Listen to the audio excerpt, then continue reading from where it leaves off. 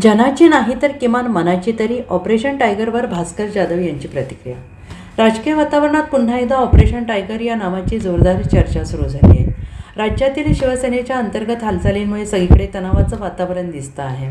उद्धव ठाकरे यांच्या गटातील काही खासदार पक्ष सोडून एकनाथ शिंदे यांच्या गटात जाणार असल्याच्या चर्चाने राजकीय वर्तुळ ढवळून निघालं आहे। त्यामुळे शिवसेनेच्या आगामी वर्धापन दिनाआधीच मोठा राजकीय बदल होऊ शकतो अशी शक्यता वर्तवली जाते आहे। ऑपरेशन टायगर नंतर आता राज्यातील वातावरण चांगलेच तापलेलं पाहायला मिळत आहे। यावर ठाकरे गटाचे नेते भास्कर जाधव यांनी आपली प्रतिक्रिया व्यक्त केली आहे। ते म्हणाले की उद्धव बाळासाहेब ठाकरे यांचा पक्ष फुटणार, पक्षाचे खासदार फुटणार हे काम गेली दीड वर्ष सुरू आहे।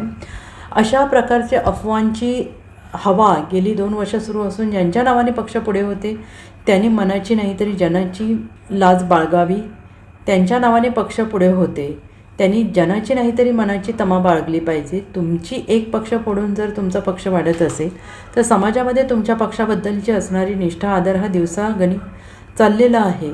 या लोकशाहीमध्ये कधी काय घडेल हे सांगता येत नाही। नाना तऱ्हेची चौकशीचा ससेमिरा आमच्या पाठीशी लागल्यामुळे आम्ही जात आहोत असं काहींचं म्हणणं आहे। जाणारा एक तरी असं म्हणतोय का आम्ही त्या पक्षामध्ये जातोय, त्या पक्षाचे आयडिओलॉजी आम्हाला मान्य आहेत। काही लोकांनी सांगितले निवांत झोप लागायची असेल तर तिकडे गेलेलं बरं। छळवादातून आपली सुटका होण्यासाठी ते त्या पक्षात जात आहेत। या देशात 70 वर्ष काँग्रेसनं काय केलं असं विचारणारे लोक काँग्रेसने पक्ष फोडण्याचं काम केलं नाही। सर्व पक्ष आम्हाला संपवून टाकायचे आहेत आणि या देशामध्ये फक्त आणि फक्त आमचाच पक्ष असा एक दुष्ट हेतूने हे चालू आहे। शेवटी जे घडत आहे ते घडणार आहे। असं आहे की गेली 1.5-2 वर्ष सातत्यानं उद्धव बाळासाहेब ठाकरे यांचा पक्ष फुटणार।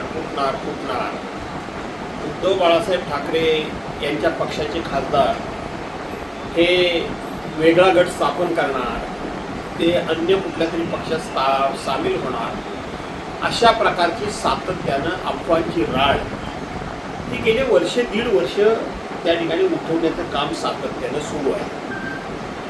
अर्थात हे काम सुरू आहे तर त्याच्यामध्ये किती खरं किती खोटं हा जरी भाग असला तरी सुद्धा ज्यांच्या नावानं या पक्षफुटीची संदर्भातली चर्चा होते त्यांनी थोडी जनाची नाही मनाची बाळगली पाहिजे असं माझं स्पष्ट मत आहे। याचं कारण असं आहे की शेवटी आज तुमची केंद्रामध्ये सत्ता आहे, देशामधल्या जवळजवळ 22 राज्यांमध्ये सत्ता आहे। एवढे तुम्ही सत्ताधीश असताना शेवटी समाजामध्ये क्रेडिबिलिटी काही नावाची एक गोष्ट असते, ती तुमची कितपत या ठिकाणी शिल्लक राहते या विषयामध्ये।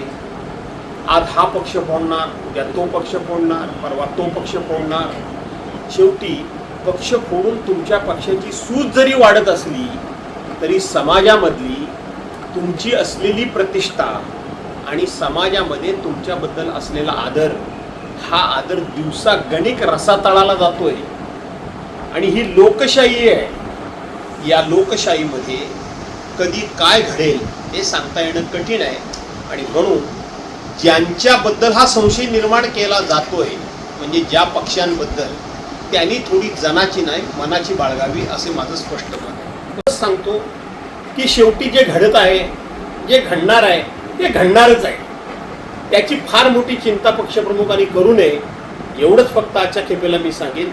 शेवटी ये दिन भी निकल जाएंगे, हे दिवस सुद्धा निघून जातील।